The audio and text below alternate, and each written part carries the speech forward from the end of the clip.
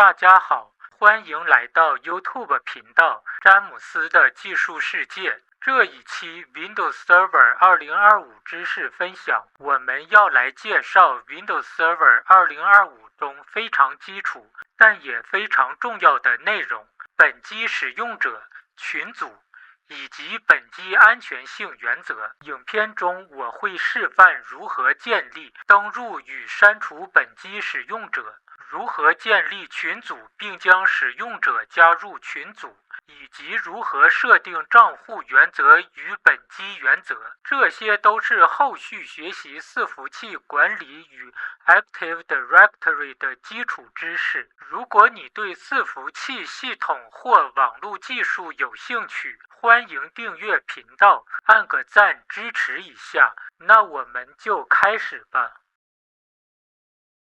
不管你的电脑是 Windows、Linux 等作业系统，都有相同的特性，也就是能同时执行多个工作、多个使用者。以 Windows 为例， Windows Server 2025预设启用的使用者是 Administrator， 他拥有最高权限，是 Windows 内建且无法删除的使用者。建立使用者和删除使用者等操作一定要在以 Administrator 登入的情况下完成，最后再尝试登入刚建立的使用者。在伺服器管理员点击工具，再点电脑管理，接着点本机使用者和群组，然后点使用者。右侧视窗会列出几个系统预设的使用者，几乎无法删除。操作前建议先有3个步骤的思路：第一步，建立使用者；第二步，登入使用者；第三步，删除使用者。第一步，建立使用者，滑鼠移到空白处，滑鼠右键，点击新使用者。使用者名称建议输入英文名称，随便取一个名字 Tom。 全名和描述可以不用理会它。密码建议数字和字母组合在一起。记得取消选择使用者必须在下次登入时变更密码。还有一定要选择的2个选项：使用者不能变更密码和密码永久有效这2个选项。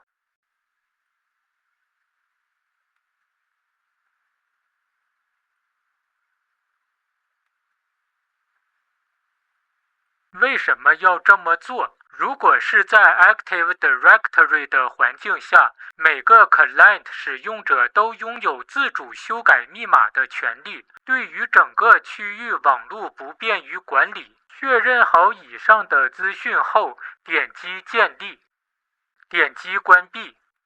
此时视窗就出现了建立的使用者 Tom。 第二步，登入使用者，在 VMware Workstation Pro 点击 VM， 点击 Send Ctrl and Alt and Delete， 试着登入建立的使用者 Tom。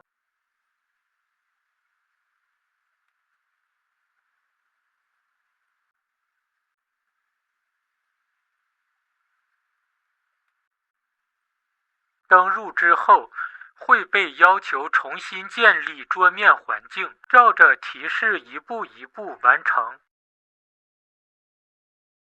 第三步，删除使用者，切换回原来的使用者 Administrator。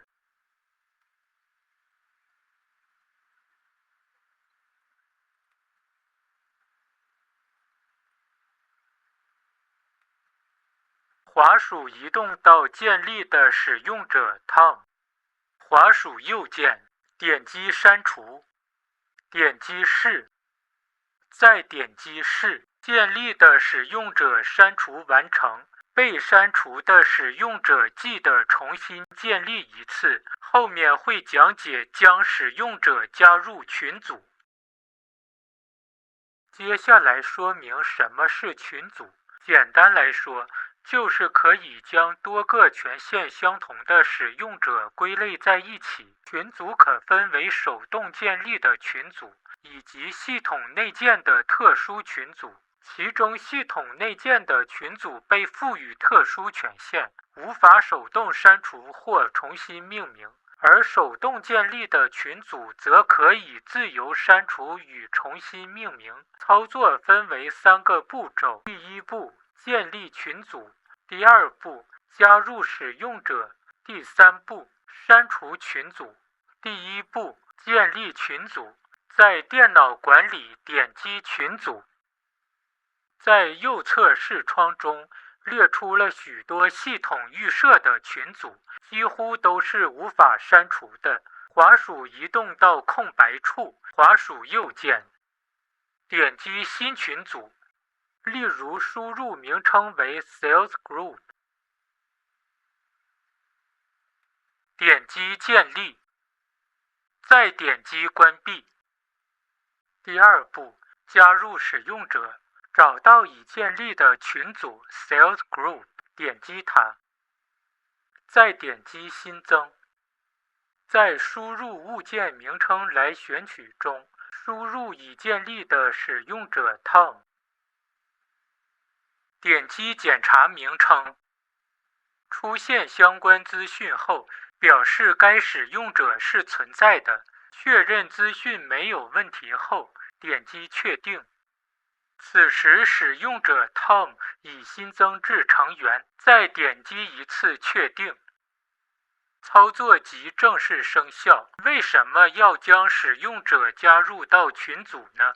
如果建立的使用者数量过多，管理上会显得混乱。透过建立不同的群组，就相当于建立不同的资料夹，能对内容进行分类管理。将使用者加入群组的好处在于，不需要为每一个使用者单独指派权限，只要加入同一个群组，权限就会自动相同。系统中有许多内建的群组，其中权限最高的是 Administrators 群组。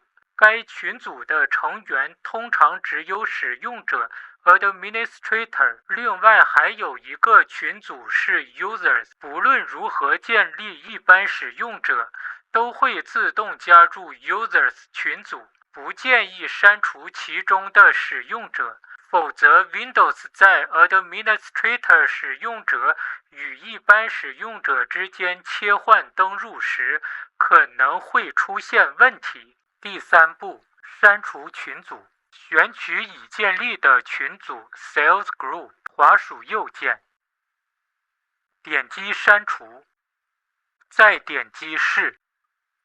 删除群组相当于删除了一个分类，但使用者仍然存在。删除群组之后，一定要将使用者重新分配到其他已建立的群组。本机安全性原则，我个人理解为操作系统功能开关的集合，因为操作系统内建了大量功能，而一般使用者又很难全面掌握相关技能，导致很多使用者需要依赖第三方工具来开启或关闭操作系统内建的各种功能。在伺服器管理员点击工具，再点本机安全性原则。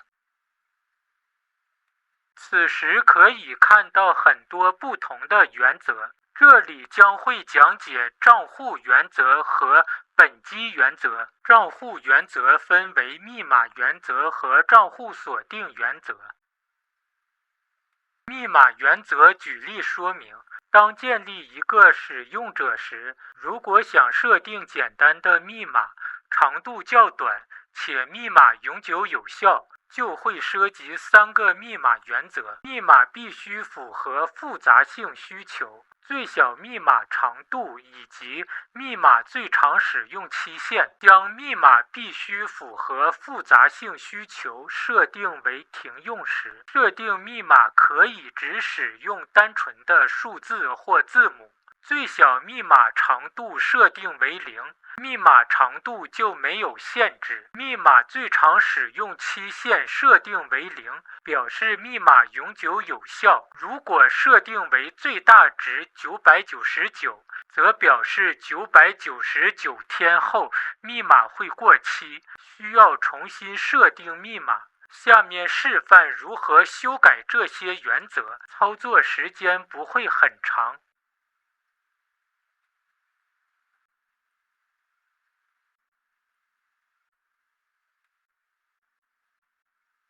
修改完密码原则之后，接着说明账户锁定原则。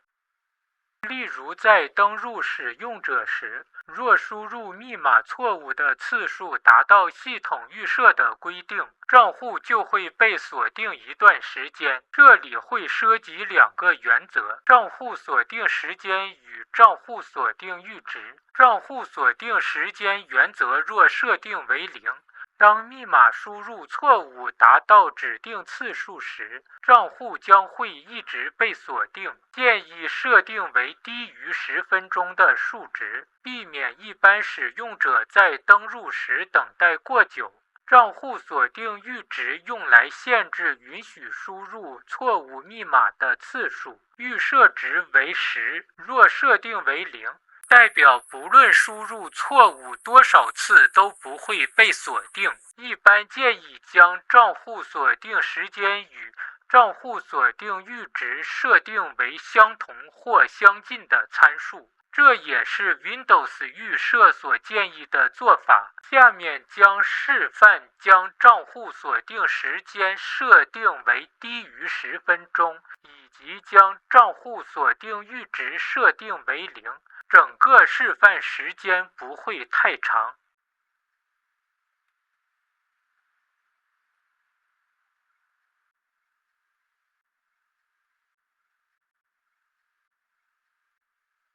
最后说明本机原则。本机原则分为集合原则、使用者权限指派与安全性选项。由于原则内容比较多，这里先简单说明使用者权限指派中的其中一项关闭系统原则。对于在 Windows Server 中建立的一般使用者，通常都没有电脑关机的权限，因此可以在关闭系统的原则中加入一般使用者 Tom。加入完成后，重新登入一般使用者 Tom 来验证是否可以进行电脑关机。下面将示范如何在关闭系统原则中加入一般使用者 Tom， 以及实际登入并关闭系统的操作流程。